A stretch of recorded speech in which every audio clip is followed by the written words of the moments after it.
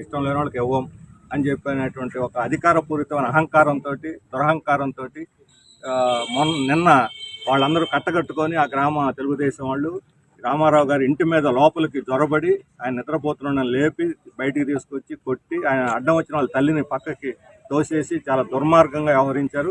ఈ రకమైన కక్షపూరిత రాజకీయాలు పేదల తరఫున నిలబడటం అనేది సిపిఎం యొక్క లక్ష్యం. వాళ్ళు ఏ పార్టీ ఎవరు అని కాదు, వాళ్ళకి అర్హులు కాదనుకోండి, పెన్షన్ అర్హత లేకపోతే రిజెక్ట్ చేయండి, అధికారులు రిజెక్ట్ చేయొచ్చు. అర్హత ఉన్నప్పుడు ఏ పార్టీ వాళ్ళని ఇవ్వాలి. గతంలో వైసీపీ హయాంలో తెలుగుదేశం వాళ్ళు అయినా సరే అన్యాయం జరిగితే మా దగ్గరకు వస్తే మేము చేసాం.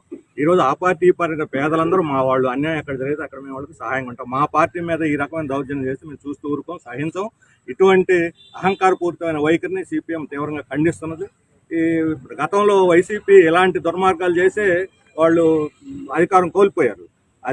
కక్షపూరిత రాజకీయాలు, దురహంకారంతో, అధికార మదంతో వ్యవహరిస్తే ఎవరిని ప్రజలు